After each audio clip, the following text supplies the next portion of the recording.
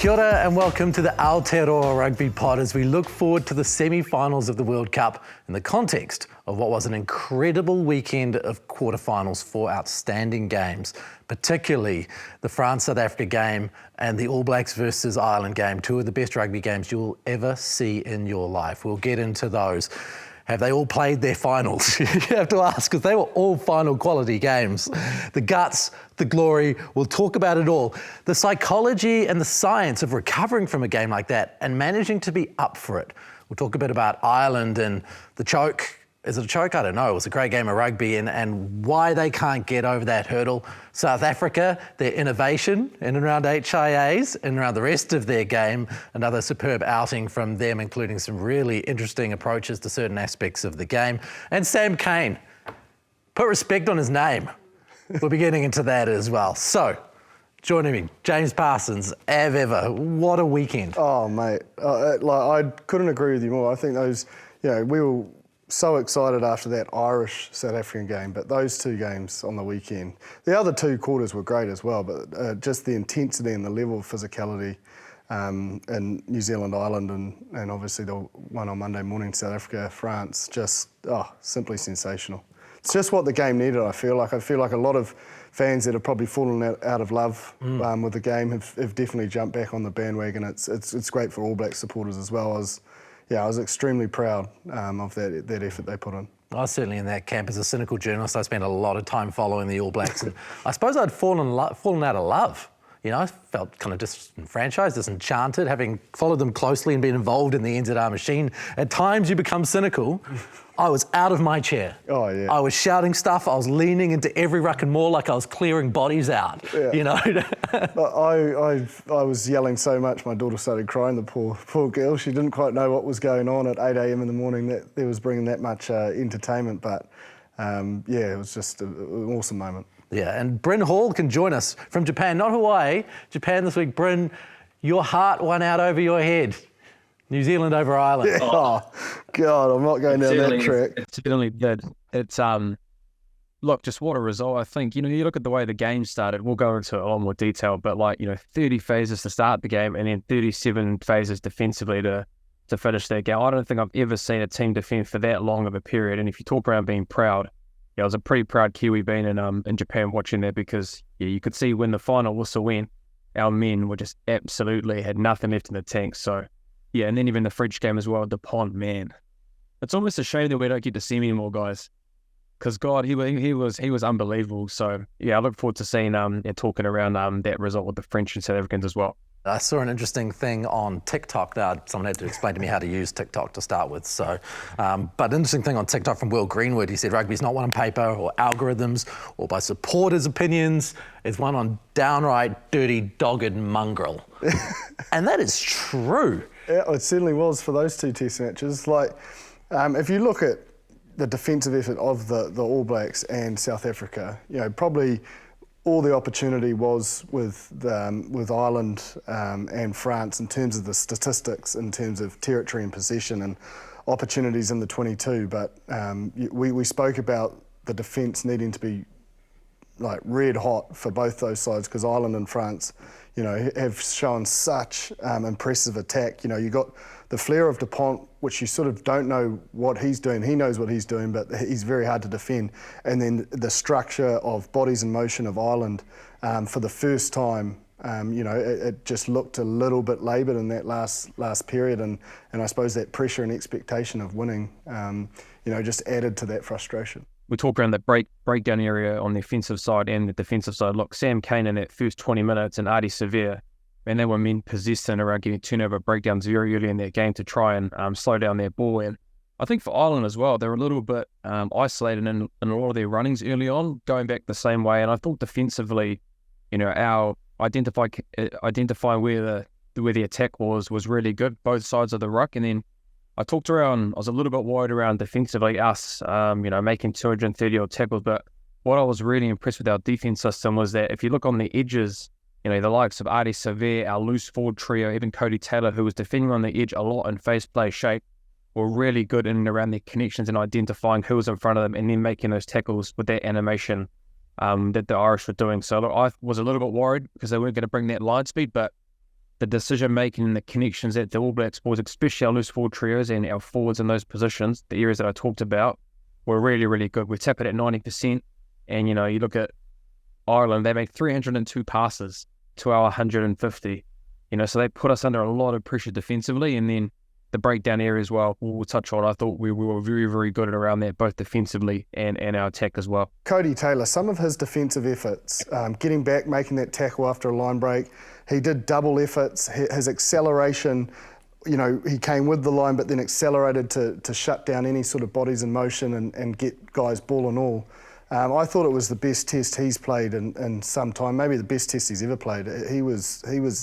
There were individual standouts, but as a team and as individuals, it was probably all of their best. I mean, not a lot of people gave them a chance.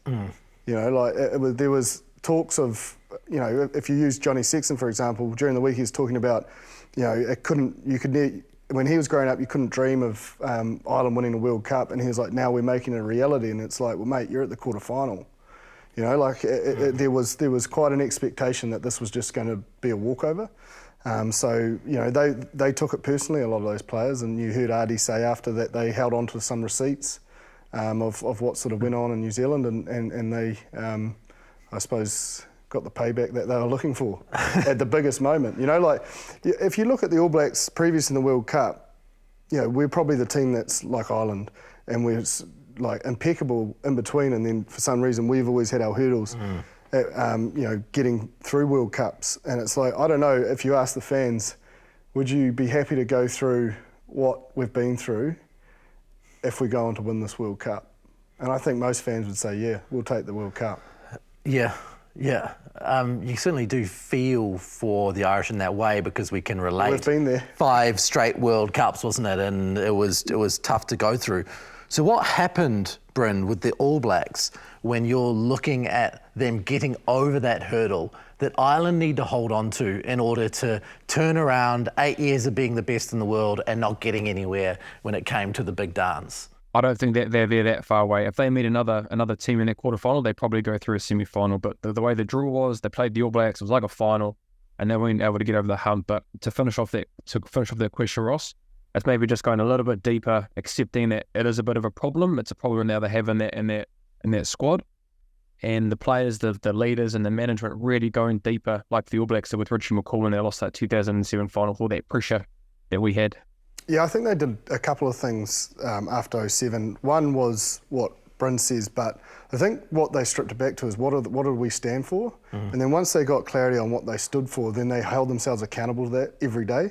So that weight of expectation or pressure was actually generated within the side, so that when you got to, a standalone test match versus the World Cup, nothing sort of changed in terms of what they expected themselves. So they almost created more pressure in the environment so that it became the norm. And I mean, there was a lot of weight of expectation on Ireland.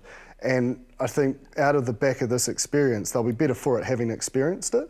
They won't be happy about it, but I think they'll be better placed to deal with that if they do come into the next tournament at number 1. And even if they don't, they can almost see what's capable from an All Blacks point of view when, going into this tournament, losing to France, now in a semi-final and no one sort of gave them opportunity. It's that knockout rugby is just, it's brutal, and you just cannot miss a beat. And 2 sides are going home that are quality enough to win it. Now, in 2019, a lot was said about the All Blacks beating Ireland in the quarterfinal as if they played their final and then they went in against England and they dropped the ball completely. So the big question here is, and for the Springboks as well, although I doubt it's as much of an issue for them because they do crazy stuff and it's always fun and they have a way of innovating. But how do you go about recovering from a game like that, psychologically, physically, to make sure that when you get to that next game against Argentina, that you're in the same place that you were the week before, which I'm sure after playing Ireland is quite a hard thing to do.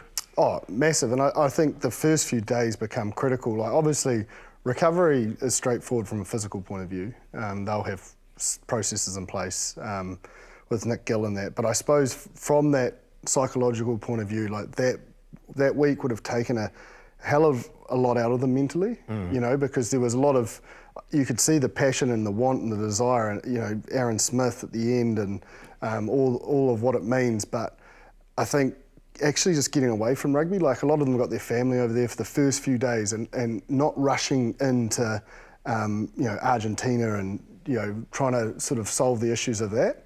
But I think getting away from rugby, having a breath, coming back sort of fresh and feeling fresh, will be critical in shaping this week. And don't forget, there's a lot riding on our, I suppose, test matches against Argentina as well. Like they've got a few records against us recently, you know, winning it in New Zealand, and there's, you know, similar to, you know, the I suppose the on-field banter when Ireland won, you know.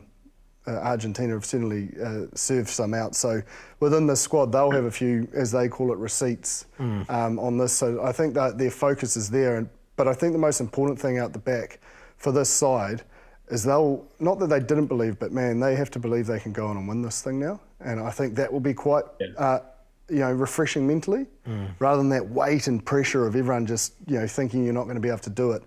It'll, I feel, could potentially be freer, but you have heard everyone speak, you know, Fozzie and Sam have mentioned we have to keep our feet on the ground, like we cannot get caught into the same trap. I think the best thing around those kind of weeks as well is that, you know, the load is actually, it's very, very low. You've done all your kind of stuff throughout the year, and you look at that World Cup stage, you've done all the hard yards early in the competition. So as a player, it's actually probably a lot easier in terms of your recovery. Talk around a big performance like that, you do get a chance to reset. You have a couple of days to be able to try and enjoy that, have the conversation, spend family time. But when you do come back, there's not a lot that changes in your game plan. It's pretty lean.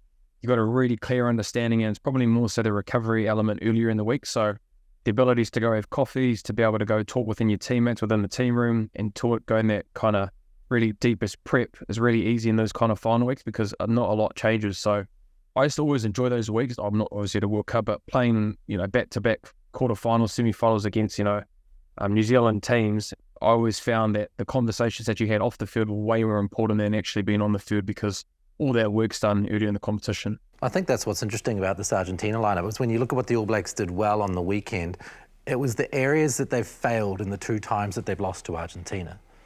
The loose forwards, you know, when Argentina have beaten them, Crema and Matera and Issa have just put on a clinic, you know, and they've dominated them there. And Buffali's kicked from everywhere. Yeah. But I mean, and that's what, he was a big part of them just chipping away on the weekend. So, you know, it's going to be the same old story, like discipline is going to be crucial, and they do have different tactics to Ireland. They're not going to kick to the corner.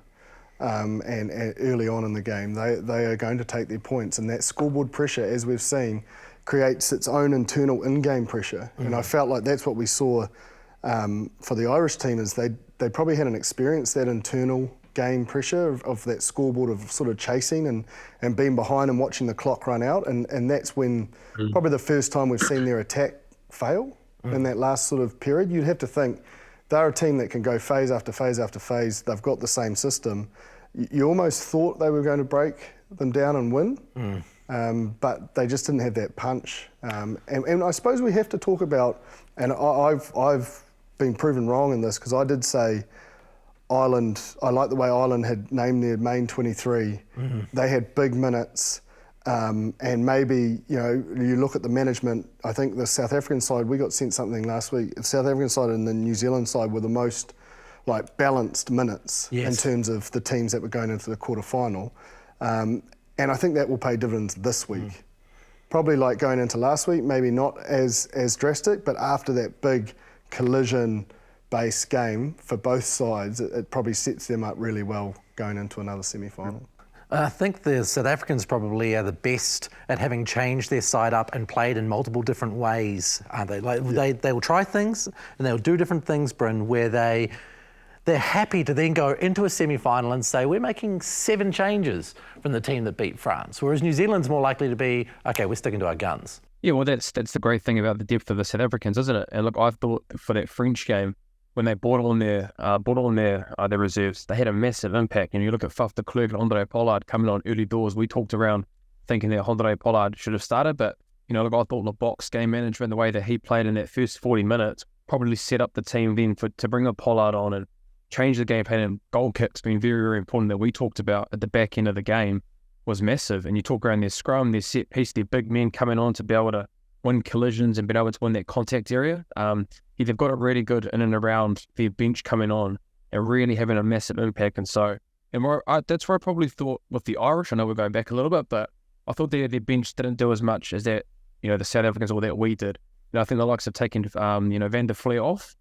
Not too sure why they would have taken a guy like that, who I think was pretty good in around that turnover area with Doris. And I think when he went off, the turnover game, they didn't get any in their last 20 minutes, the Irish team, So whereas us, we had 8 turnovers for the game and the Irish had 5, So I just didn't think they looked as clinical in the sense of both on and off the ball with the Irish in their last 20 minutes. But the South Africans, their full 23-man squad for a game day is very, very impressive and be massive going forward in these semi-final, final stages. They're so good at the breakdown, like South Africa, and the impact they got from Quagga Smith today was probably match-defining. And I know the penalty got, his hand touched the grass and it wasn't straight on the ball, but, Ben is human. He didn't see it from that side. But 11 turnovers they got at the breakdown to France's 6.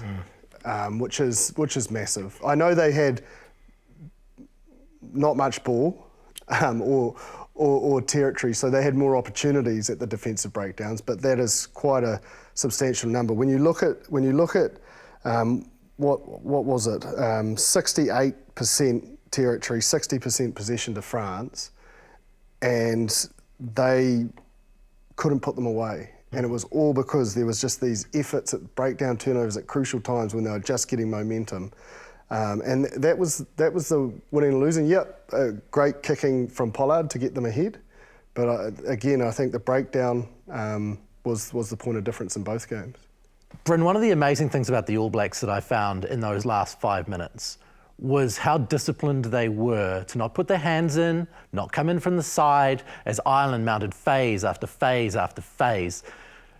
This is a team that cops more yellow cards than anyone else in the tournament, and they managed to keep it together in those last 5 minutes like they hadn't through the previous parts of the tournament. If you look at their game management, I've written it down here, the game management, understanding how to win this game. So I've written it down a little bit. So 72nd minute, we do pretty much a piston setup shape around half of the field, be able to use the rucks, be able to build pressure. We go to a contestable kick off that, get good pay off that. Richie Mo'unga does a little kick after 8 phases, puts into the goal line. They've got to be able to do a line drop out. That sucks another 2 to 3 minutes off. Then they do a drop goal. Beauden Barrett does another drop goal from the halfway line, takes another to 2 minutes. So before actually the Irish were able to go for that 3-minute 37 phase defenses, we actually sucked off about 6.5, 7 minutes of being able to slow down the ball. Wasn't again trying to attack or being able to score points. It was trying to close out the game and game management moments from Beauden Barrett, Richie Mo'unga, and you've had Aaron Smith around game managing that role. And then, look, 37 phases of defense. The areas that I touched around, Cody Taylor especially, Cody Taylor and before that obviously, but I think even all the defensive people in place for that 37 phases, it's a tremendous effort, Jip. I've been a part of teams that have done 19, 20 phases, let alone 37 phases of defense, not to give away a penalty, not to be able to do a misread and collectively being in the right position at the right time. Look, I think that was probably one of the best performances in closing out a game, I think, on the attacking side, game management, but then also defensively to be able to do 37 tackles, Jip. I don't know about you, but you've got to have a lot of care within that group and understanding that you're trusting your defense system and your players as well. Oh, and not one player breaking the system. And then we spoke about the importance of having been there and won a World Cup and been in these knockout moments. And it takes a lot of courage to be the person that goes for the turnover, because if you get it wrong, it's a disaster. And you could see 2 guys that almost had the license to do it, but was Artie. He had a couple of goes, but got out of there quickly. And then the man that did the business, Sam Whitelock, 151 tests or 152 now. Wow, like that is a massive play. Like if you looked at his defensive stats and around his ability to get turnovers, just in the World Cup alone, he's one of the top forwards in that. But to come on in a big moment and have the courage to be the guy. and it's you either are the guy or you're not, was just, a tip of the cap to the way they selected the side, I think. You could have easily said he'd be a good option to start, but having him come off the bench, the way they used their 23, I thought was really smart. Even Dalton's impact towards the end, that was the most ball in play at the World Cup, just under 39 minutes, which is why they were all tired. The sentiment would have been, let's keep Sam out there, he's had a great game, but he'd run himself to a standstill, and that impact that Dalton actually brought was, albeit 5 minutes, was explosive and just what probably the team needed. Yeah. He's also the guy who hasn't missed a tackle all comp. He's the most accurate tackler in the competition. So it's a good time to bring him on. And he's a power tackler too. He's not someone that doesn't take the risk, I suppose, in terms of not putting himself in a position to miss. He's on those edges channels. So he's got his defensive game in particular, in a good spot. Anton Leonard-Brown was in a similar position. Yeah, he was. I thought especially in that kind of 37 phases, having a guy like Anton Leonard-Brown, or even when he came on, the decision-making skills in and around that defensive system is really good when it comes to Anton Leonard-Brown. His ability to be able to even clean on a wide ruck, whether it be on the attacking side, was really good as well. And I think also, I want to pay mention to the two young props that came on as well in the 63rd minute. De Groot and Lomax, ran themselves into a standstill and probably played a little bit more than they wanted, but were great in and around, especially our set piece. But to bring on two guys like that, to be able to situationally do what was needed in that role was pretty special, I thought, considering, Offa and Nepo are very experienced props that we left out of that team. So, yeah, collectively, again, the 23 that came on and the reserves, they did the job which was needed in that quarterfinal. When a game has been on the line, especially finals footy, has Richie Mo'unga ever not stood up? There's a couple of players that have just gone under the radar for the role they played in this game. Beauden Barrett's another one, but man, him to break that line, Ireland just have not been broken. He gets a little outside carry inside to Will. That's the game. That's the scoreboard pressure that put Ireland under, immense. And you even heard Johnny Sexton say after, we didn't make them earn their points. We just gave them to them almost. Yeah. And they had to really earn theirs, which is the biggest tip of the cap to the All Blacks when he's saying that. But it's those guys have delivered. We look at Ellis Park. There's test matches when they've been under the pump, they've stood up, and I just felt like that performance was coming in the quarterfinals, but you can't guarantee it because there has been ebbs and flows throughout the journey, the last 24 months. So the key will be, as we've already sort of spoken about, is refilling the tank and being able to execute again. Now, Matthew Nixon also emailed us. You can email us on Aotearoa Rugby Pod at sky.co.nz or put a comment in the YouTube comment section and we'll get to it and try our very best to answer your questions. We get a few through, so we can't do them every week, but we try our best to get to as many as possible. Matthew Nixon's comment was a doozy. I like the fact that the coaches didn't substitute players automatically. They did it for a reason, Bryn. Aaron Smith played out that entire game. Having guys in those positions and understanding big match footy, you try and keep them on as best as possible. And Aaron Smith, again, kind of got a feeling early on that how the game was going, you weren't probably going to bring a Finlay Christel unless, Aaron was, he was bringing himself into the ground, but having that yellow card probably gave him the opportunity to stay on the field. And like I said, in that last 10 minutes, his game management alongside Richie, Bodie, Geordie, and all those guys making the decisions around where we need to be on the field was paramount in that last 10 minutes. So again, it was a really good feel, I thought, from Fozzie, like I touched on with the props coming on at that specific time. They were really good in around their time and bringing in players to be able to influence the game. And like a lot of them that we've talked about, they were able to do the job when they did come on. It was massive. I think that point that you just made in terms of managing that last sort of 10 minutes is exactly why you couldn't bring them off. And you couldn't. It wasn't really about Christie or Mackenzie. It was literally what was out there. They were in the moment. They were in full control, and the laser focus that those three guys had. They were in sync. There was no way anyone would be thinking to pull them off. Just lastly on that, Beauden Barrett's been given a lot of slack, for his position and being in a fullback. But if you actually watch him, we can watch it on Huddle. We get been able to watch from all different views.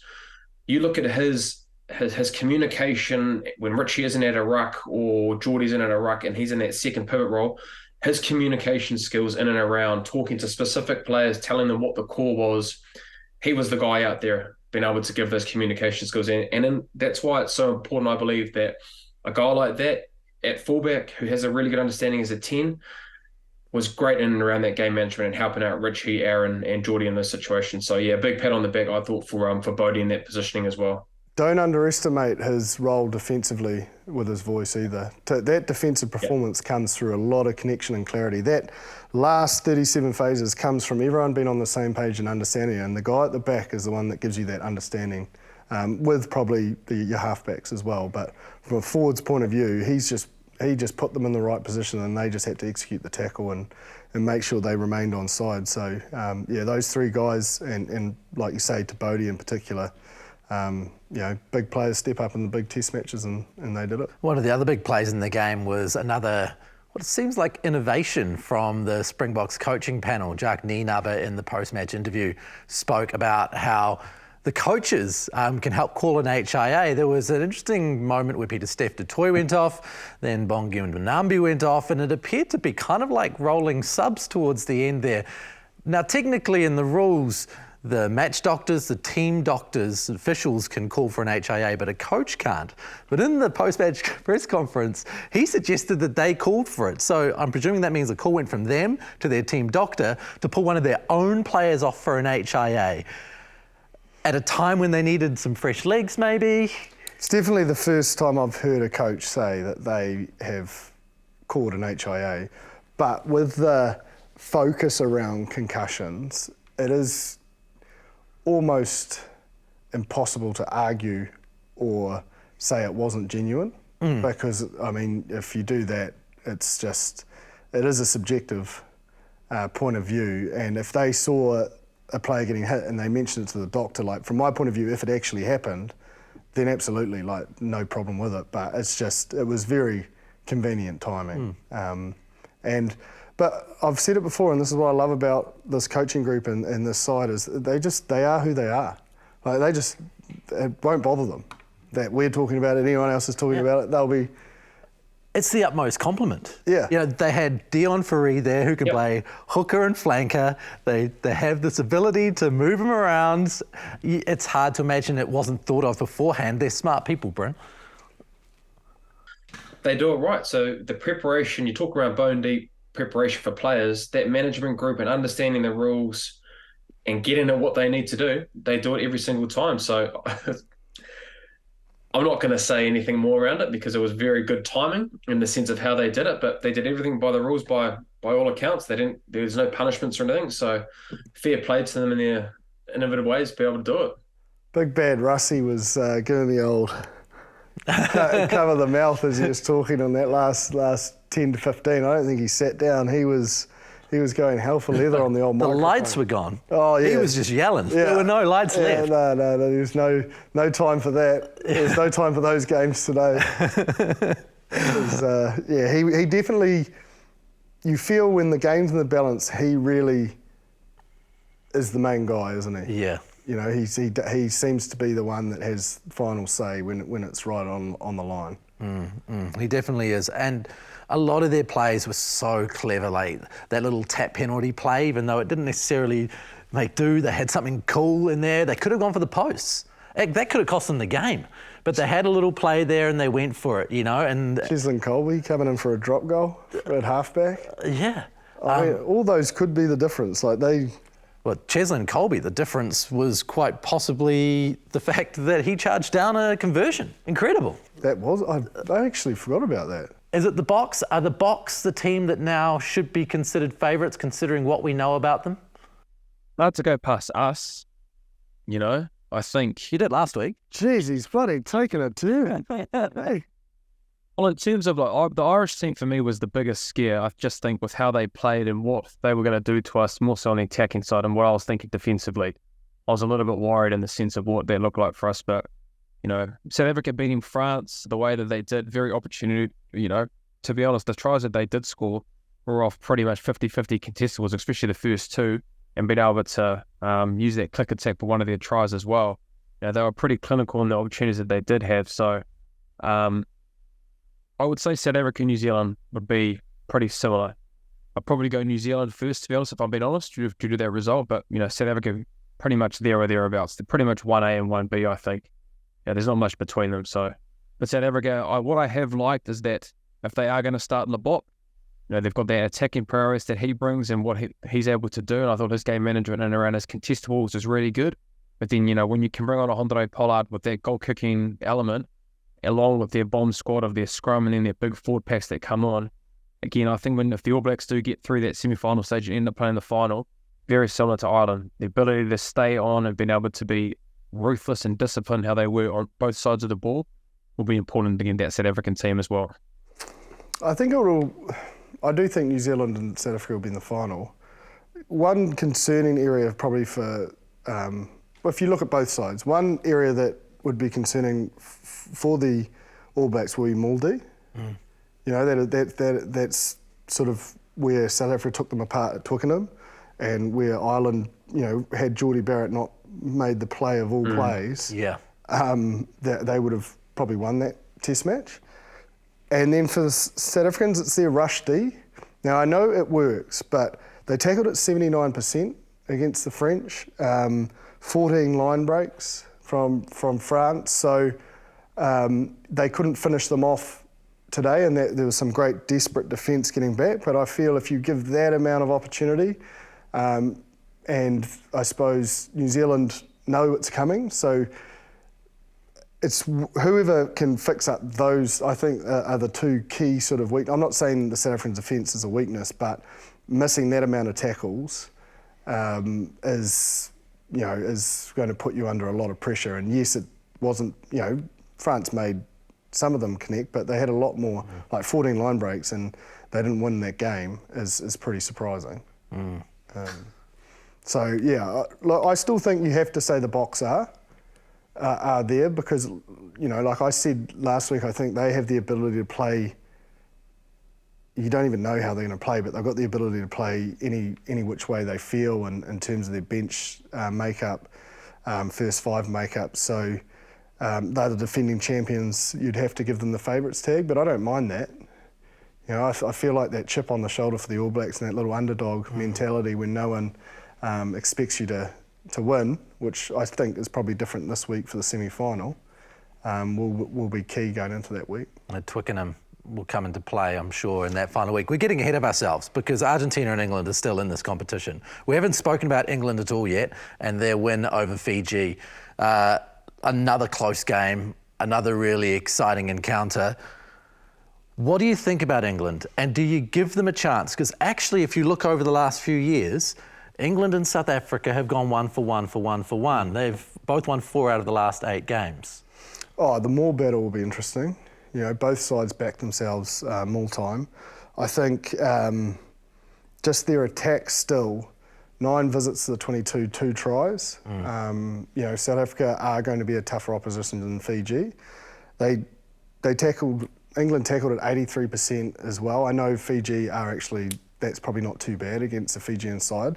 But then I just noticed another weird thing. Only 4 of their forwards carried and then 4 didn't. It's almost like they've got set roles. Wow. So Earls, Laws, Itoje and Genge did all the carrying in the forwards, and then the other 4, George, I can't remember the other ones off the top of my head, Curry, no carries, like 0 carries. Like I've never seen that in my life. They're just cleaning. And some of them played 80 minutes, tackling and cleaning. So it's almost like, because those 4, if you look at it, they're the best carriers. Yes. With ball in hand. So it's almost like they're saying, we want to make every post a winner, so this is what we're going with, whether it continues or not. But if I was the South Africans, I'd be teeing up on these 4. Whenever they're presented in the line, they're their main options, so you can really fly up, and that will play into their line speed, their rush D, and put these guys under pressure and force these other players that are not carrying to have to carry. But I think South Africa get it comfortably, personally. Bryn, if England were to win this game, where would they win it? Well, I think the way that they do play, it's a suffocation game.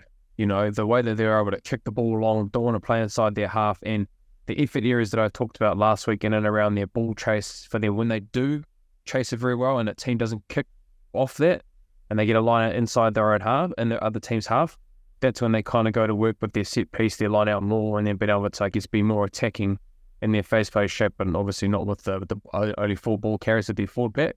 But that's the kind of DNA that they do have. They want to make it ugly. They want to be quite, put you in positions where it's really hard to attack. So off a contestable kick, being from the sideline, teeing off and being really good in and around your line speed defense, and collectively, I guess, the contact area in and around there.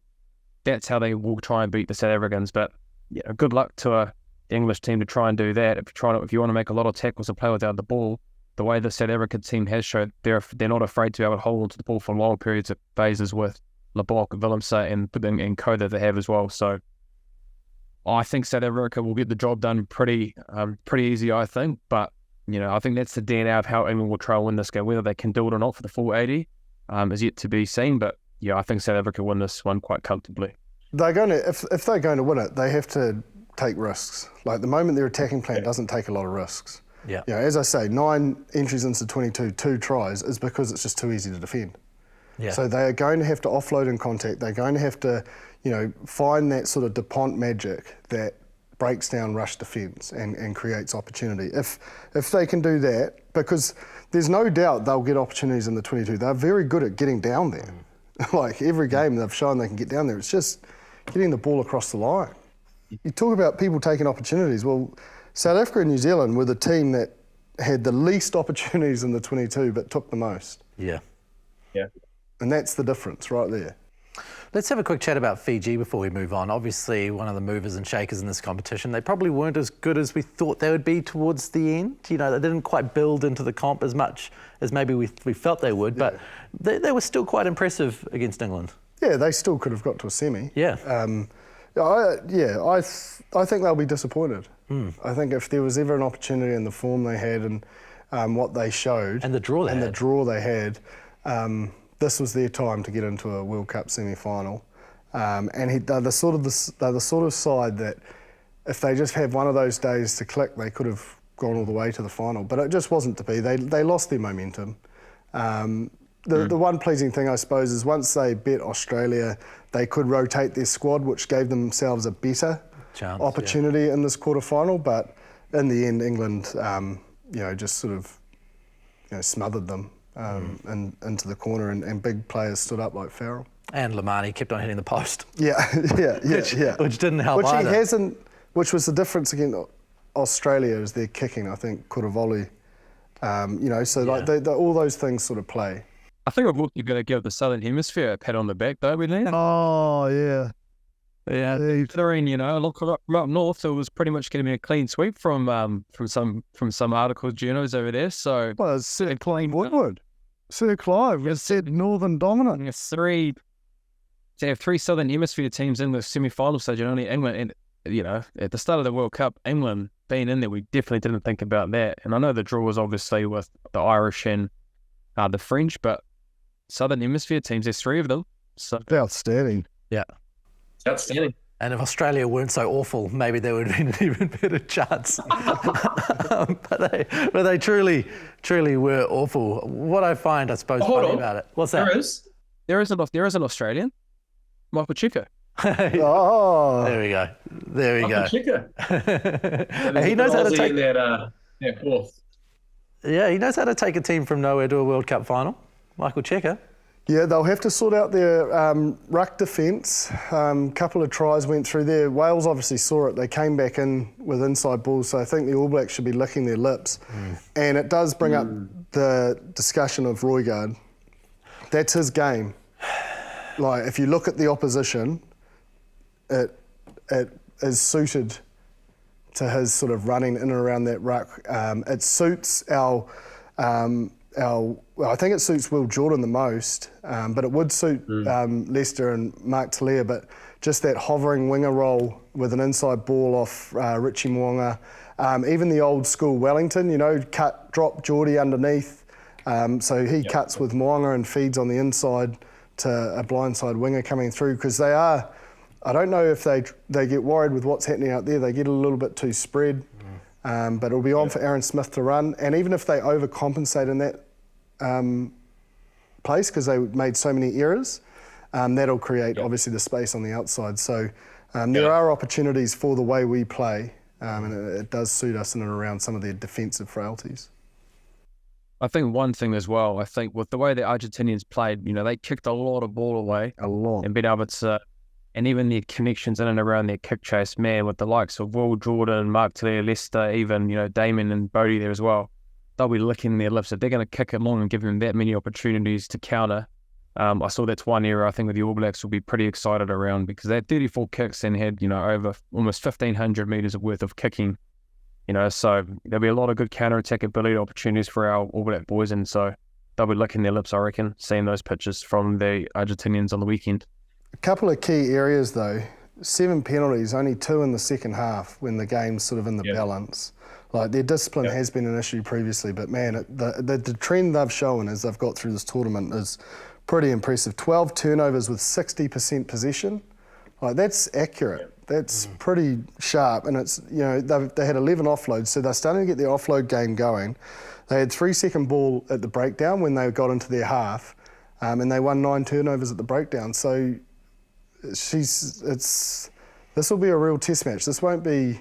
It's no cakewalk. Everyone just, there is this element that everyone just thinks it's just we've done the big one, but they are such a passionate and emotional bunch. You just saw when Creevy got that turnover at the end that led to the final penalty. It's going to be a doozy. And their maul. Yep. Their maul is a weapon. So we need to sort our stuff out there, or our discipline, one or the other. Don't let them get in there to maul, or make sure that we can decipher that. It's tough, Bryn. The All Blacks have a tough time of going up and down, up and down and up and down. Yep. And you guys have been in that position with the Crusaders. What has been the key to getting through that little area? I think it just comes about, a lot of it comes down to discipline. I think the more times that you give, especially teams like Argentina, for example, if they've got a very good line out more, you just don't want to be giving penalties away in and around the area to then, to be able to try and get in there, So, and I think we talked around it earlier. The times that we have lost test matches against Argentina, we've lost our discipline battle. We gave them too many chances, making the flow of the game not so quick in our tempo, and then also just our breakdown. You talk around those numbers, 9 turnovers, but that's a lot of turnovers, and they're very good, not just around their loose ball trio. Their outside backs are very good in and around that wide breakdown to try and get turnovers and slow down that ball. So we've made a lot of strides, I believe, in that contact area, especially with our selection of our 8 that we've had, especially our loose ball trio. I think having Kane, bringing back Frizzell has been massive in and around the area, and Scott Barrett, he cleans rucks at every single time he's in and around there, So that breakdown area sets up everything within our game. So if we get our discipline right, we'll be sweet, and we win that breakdown area a lot. I think it'll lead to us having a better result against the Argentinians and not having this banana skin feel. So, the Rugby World Cup, got a couple of semi-finals this weekend. Of course, the women's WXV kicks off, the inaugural WXV this weekend. If you're not familiar with what the competition is, there are 3 different competitions around the world. There's WXV 1, 2 and 3. In each of them, there are 6 teams. So the 3 best from the Northern Hemisphere and the 3 best from the Southern Hemisphere in WXV 1 and so forth. This weekend, New Zealand will play against France, as well as games between England and Australia and Canada and Wales. It's the new competition within Women's World Rugby that'll happen every single year. The idea is it closes the gap and creates constant competition and constant gameplay at the very top level, which is an awesome thing for the Black Ferns especially. So, joining us now, World Cup winning Black Ferns, Charmaine McMenamin. Thanks for joining the show. Oh, thanks for having me today. Awesome. Now, the Black Ferns, I suppose, since you guys took all your titles last year and then you've dominated again in the Pac 4, dominated Laurie O'Reilly again, this is the litmus test, isn't it, the WXV, with France and England ahead of you? Yeah, I guess it's an opportunity for the girls to really stamp their mark again. Obviously, they built through Laurie O'Reilly and obviously World Cup last year. They want to continue that performance. New coaches in. Different playing groups, so they'll be looking to really solidify their performance, especially from Laurie O'Reilly heading into France. The French team, they're looking pretty good. They had pretty big wins throughout the Six Nations. They did lose to England, who of course kind of the yardstick up north. But thinking about that French game last year, it was so close, wasn't it? Like, history could have been so different if it wasn't for a late kick. So when you look at this French team, what do you see there as the largest challenge? They're just real unorthodox, and they'll still bring that. I think the challenge is, generally as us as the Black Ferns, we've never really had a kicking game, and the Northern Hemisphere teams tend to have that over us. So I know the girls will be doing a lot of work around that, especially with Mullies, and they'll be looking to probably a space where they can grow in their game is around that kicking game. So I think French, they're a physical pack. Like I said, very unorthodox, and it'll be an interesting matchup. Maliapo sort of has had to fight her way back into the squad. Had a great game, obviously, a couple of weeks back, but I suppose you would have played quite a bit with her in her earlier years, but pretty impressive. I've been extremely impressed with her discipline to stay in the fight and work her way back into the squad, and now sort of finding a home at 15. She's actually got quite a big boot, and I know in that last game against Aussie, they were trying to say, just pull in your boot a bit because she'd probably smack it and go dead. So I know they did a lot of work during the week around that and trying to get her to reel in her boot. But I think she adds, like I said before about the French, she'll add to that kicking game if she's selected. So that'll be something to really watch. It is an interesting evolution, isn't it, really? Because when you look at the Men's World Cup right now, kicking is key across the board. Tactical kicking for distance. It is really such a huge part of the way that a game is structured. Yeah, and we've never really been, I've been in the squad since 2013, and we've never really been a kicking team. We like to run it out about 22 for some reason. So we've had some good 10s in our tight while since I've been in there. Like we had Victoria. She had a big boot, and then now we've got Lou, and then obviously Patricia who's added to that. So it's a good evolution, and that's the way we need to head, because I think that's one aspect where the Northern Hemisphere teams have it over us. Charmaine, before we let you go, give us a bit of an update on how you're going. You're out at the moment, so you're not playing in this series. What does your future look like in the short term? Yeah, so I'm 2 months post-op ACL. Blew it in the club finals in Auckland, so not too sure what it holds for me at the moment, but I dabbled a bit in coaching with Ngāti Porou East Coast through Heartland, so that was a really cool experience. And at the moment, just going to travel around and watch these girls and get in behind them and support them. So I'll be training hard, hopefully try to get back for O-picking. It's a little bit tight, but we'll see how I progress and where I land. And if I land there, then that's cool, and if not, oh well, just is what it is. And is everyone super excited about that double round in O-picky? Because the competition's doubled. It's looking like a really cool competition. Yeah, like obviously we played last year, and it was kind of, got there, and then it was like one round, and we're like, oh man, especially us at the Blues, like we were just getting into our stride as in terms of footy, and then competition was over. So I think all the teams are going to be super excited. Not only that, it's the coin that's getting put into it now, the resource. I think, especially for us at the Blues, we really struggle because most of our girls still work.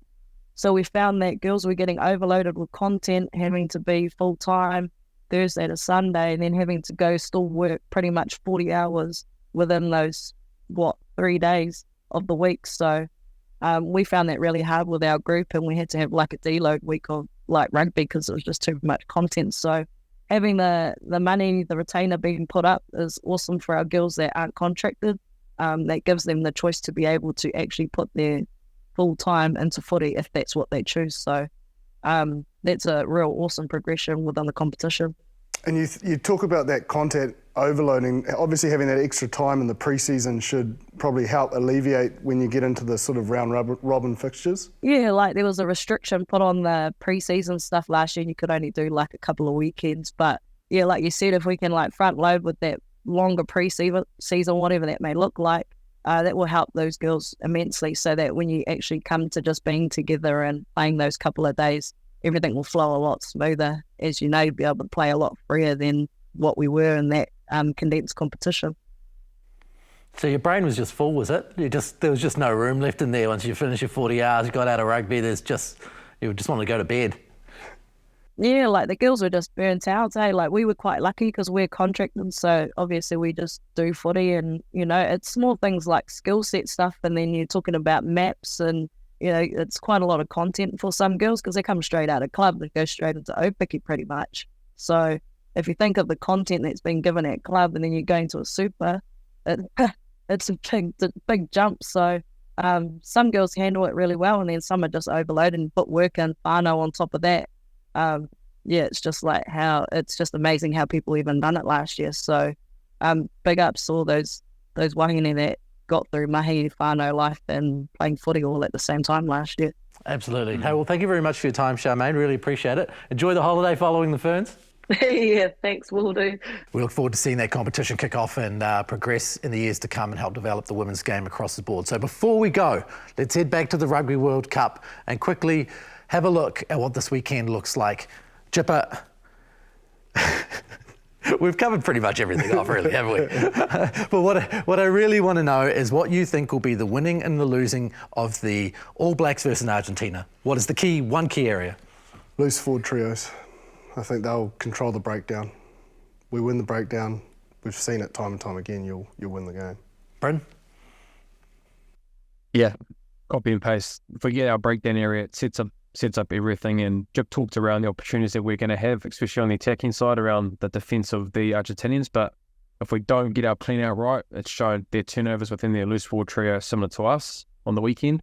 It's going to make it a long day. So, yeah, the breakdown area is going to be massive for us. Well, because why they are short on numbers around the breakdown is sometimes they overfill a breakdown Argentina, and 4 or 5 bodies are in there, and that's where the holes, and it's just too much to hide. So again, that'll be those loose forward trios making the right decisions that we saw, like a Sam Whitelock do when they enter these breakdowns. Just to finish on that, because you're looking around the opportunities that probably the All Blacks are seeing in and around that space that you're talking around, Joe, but what's been our DNA when we've won these test matches is going through them to start with. If we want to go out the back early and trying to be a little bit too cute, opens up those opportunities for the breakdown of the loose forwards from the Argentinians. So going through the mindset, especially in their first 20, is pivotal for us. And it seems it's our DNA to get in these test match results. So that was one thing spoken about a lot. Yeah. That's good. England, South Africa. I think South Africa and what's the key? I could say breakdown, but I think I'll say squad makeup and how they utilise the bench and the impact.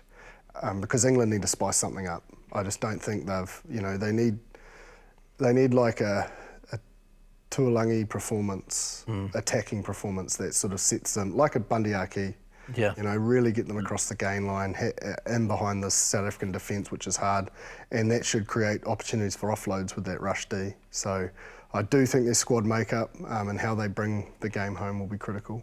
And we know that the South African squad makeup is going to be different. Yeah. I'd be surprised if it's exactly the same team. It almost never is, Bryn. Yeah. No, I just think England, when they have their opportunities inside that 22 area, Jip was saying that they haven't been very effective. So you'd have to think that they're not going to get that many opportunities. And so when they do get in there, whether that's a 3, a drop goal, penalty, or it's a try, coming away with points is going to be very crucial and very pivotal for that group. And I think for the way that they do play, not too sure if it's the ref or it might be a bit of rain. If it does rain, that kick play that they have and the suffocation defensively that they do have, they might have a chance. But I think there's too much power in that 23, especially that bench coming on the last 20, 30 minutes will be, it'll be too much for England. Right. Well, that's what it's going to look like this weekend, maybe. We'll see.